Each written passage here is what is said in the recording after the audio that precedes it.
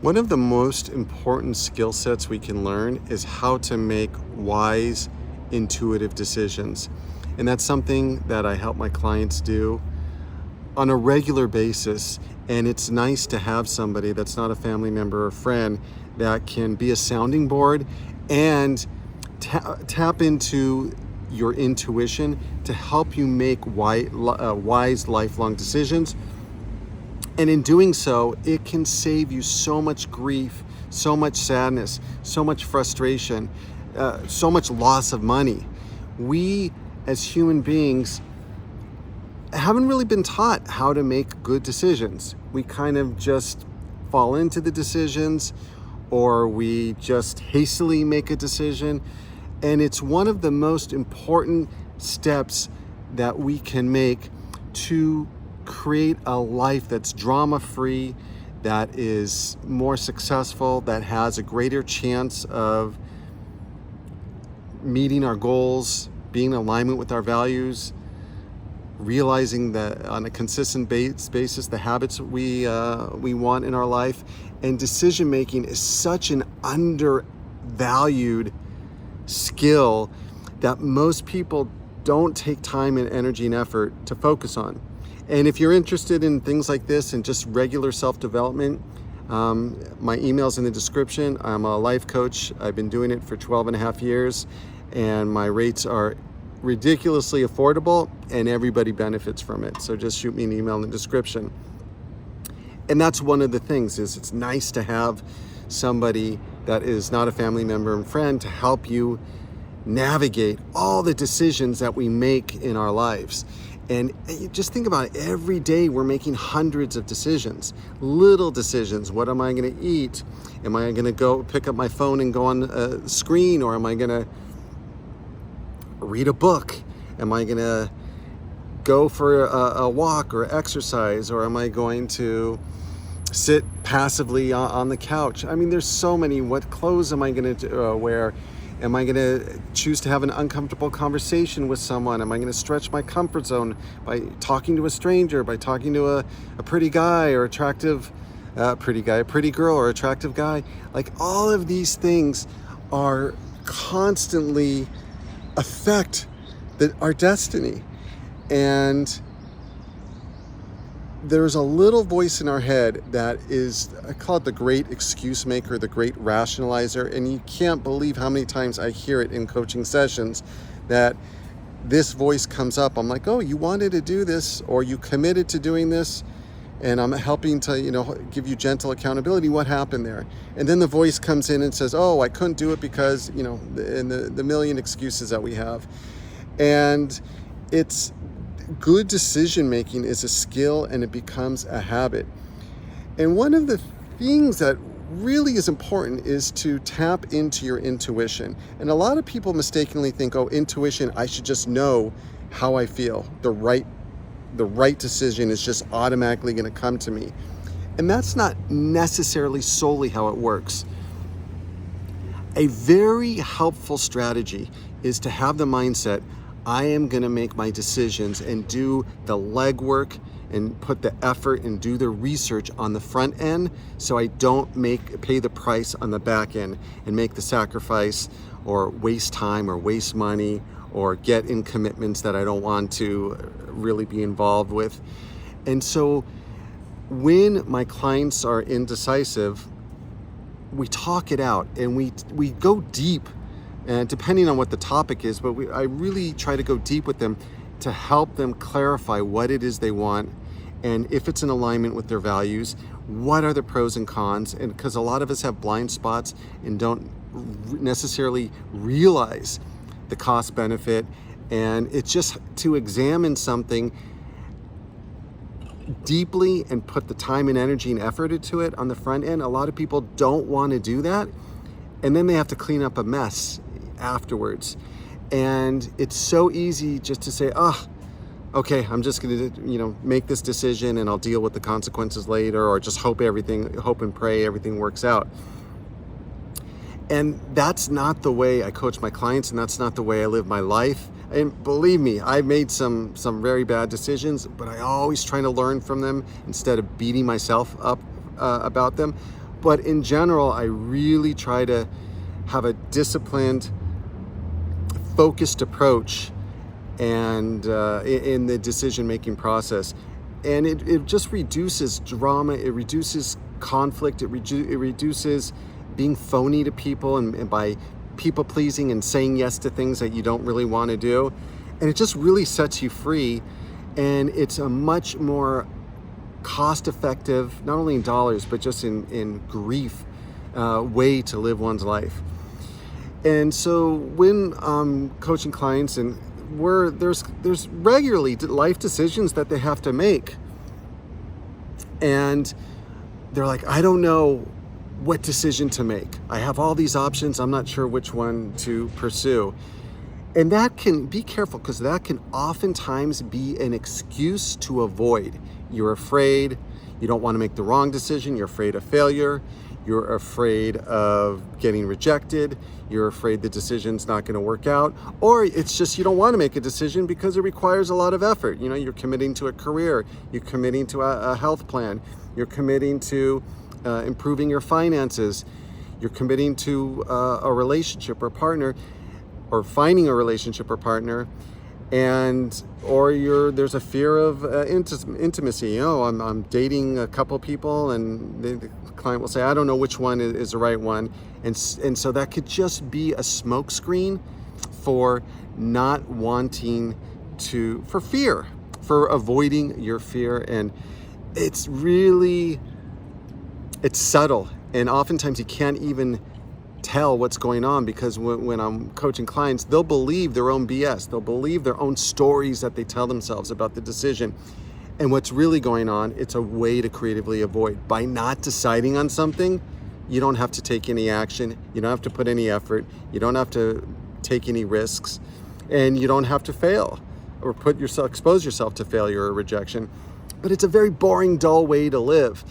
And it's amazing how decisions can become crystallized and clarified when you do some research and when you talk to somebody that's able to ask the poignant questions and get to the heart of the matter, and to go beyond kind of the mental noise that often contaminates our decisions, and just get clarity. Another thing that's really beneficial is unplug.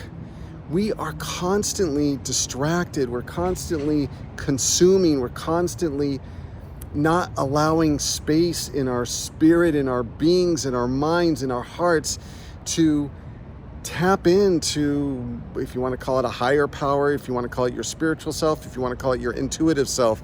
There's so much noise. Most people don't even spend 10 minutes a day in contemplative silence and stillness. They just don't. It's not enough. It's not prioritized in our society. And I think a lot of times really people don't like how they feel when they're unplugged. Being constantly busy, distracted, or consuming things or staring at screens is a way to not feel your pain. It's a way to not deal with uncomfortable emotions. It's a way to just numb out. And we're not going to be precise in our decision-making processes if we don't allow spaciousness in our life. And, just start with 10 minutes a day. It doesn't even have to be meditating. Just sit and stare at a wall, go to a park, look at the trees, take walks without your cell phone in your hand, or without listening to something. It's amazing how beautiful and how wonderful it is to tap back into ourselves, to get to know ourselves, to become our own best friend, and to really connect with our spiritual or intuitive self. There's so much guidance that is laying dormant just because we're too busy and distracted to hear it. And as you start seeing the benefits of good, effective decision-making process, it becomes addictive, because you what, I want to analyze this, and I want to balance that analysis with some intuitive and spiritual feeling. And it's very rewarding because you see how much your life improves. You no longer get in bad relationships, or it's significantly reduced. You no longer make impulsive purchases. You no longer give in to bad habits as easily.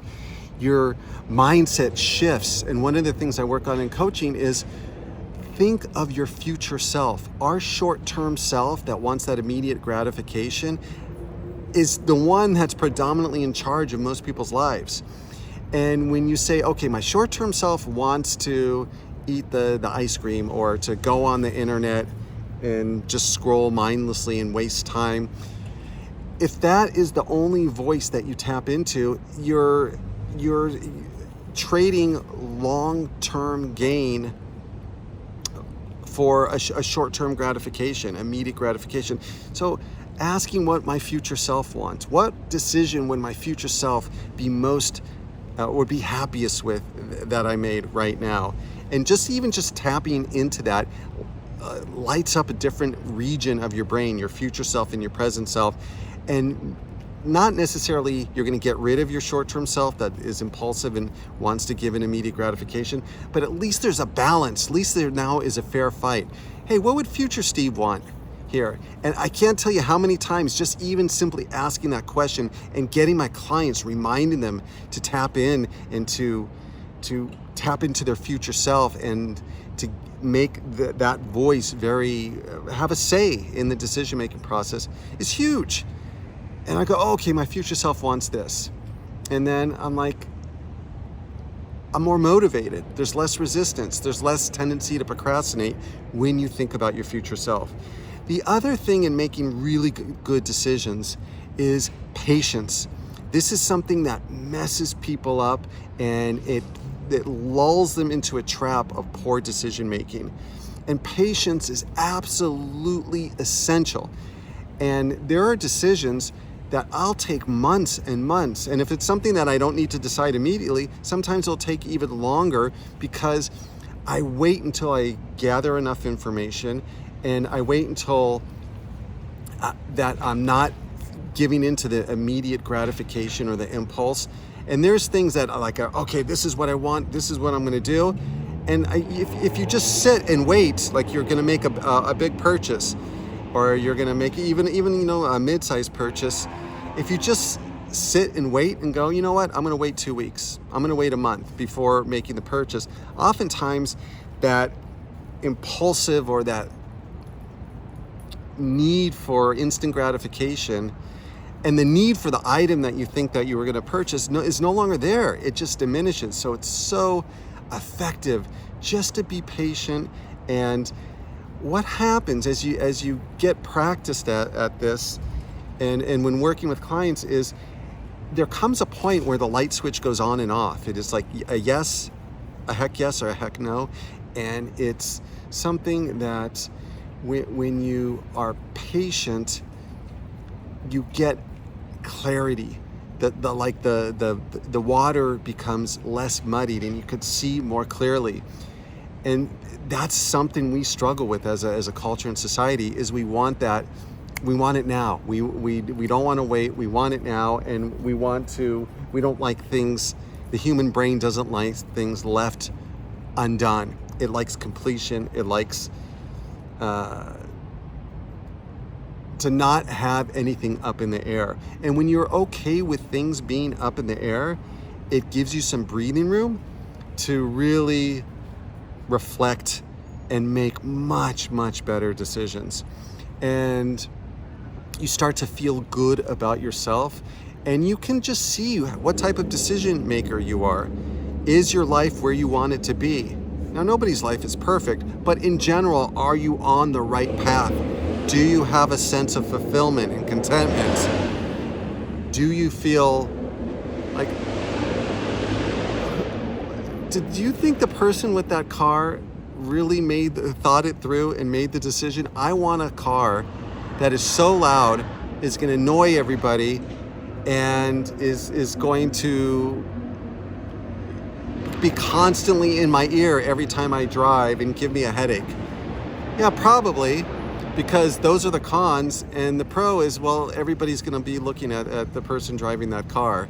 probably not smiling, but yeah, it's just incredible how much decisions affect us and affect other people. So I did get a little bit distracted there, but yeah, it was just, you know, your life being content and fulfilled, and all of that, and your habits and your goals, and you're meeting your goals, and you're feeling a sense of deeper inner calm and connectedness, and not being a conformist because you're making good decisions, you're thinking for yourself. There's so much groupthink nowadays in society, in politics, and in our culture. And just like, let me think about this. Let me not just believe whatever is being spoon-fed to me. Let me do my own research. Let me do my own homework. Let me talk to people of differing viewpoints. Let me read books about it, and just not be making emotional decisions, which, yeah, it just doesn't ground us, and it just feels like we're a puppet. So that's another good thing about making a good decision. And this video, I can't believe it, it is already 16 minutes. And for those of you that stuck it out, I hope you find it helpful, and I do appreciate it. And the last thing I'll leave you with, another things that comes up in coaching sessions is clients that commit to things, social engagements, getting together with friends, helping friends move, helping friends with big favors, not necessarily even friends. Sometimes it could be even acquaintances, and not thinking about the decision. And the greatest thing you could do is just tell people when you're asked to make a decision, let me get back to you. And that gives you time to reflect and digest and to tap into what you really want to do. All right, if you want coaching, send me an email. And please, if you enjoy these types of videos, like, subscribe, and comment. And until next time, I know sometimes these videos are inconsistent, and I really appreciate all the subscribers that hang in there. I make videos when I feel drawn to make a video, and I really try not to pressure myself to crank out videos. You know, every week I have to crank out a certain amount of videos. I want them to become more organic. So thanks for sticking with me, and until next time, I'll see you. And I do read your comments and love to hear from you. Bye-bye.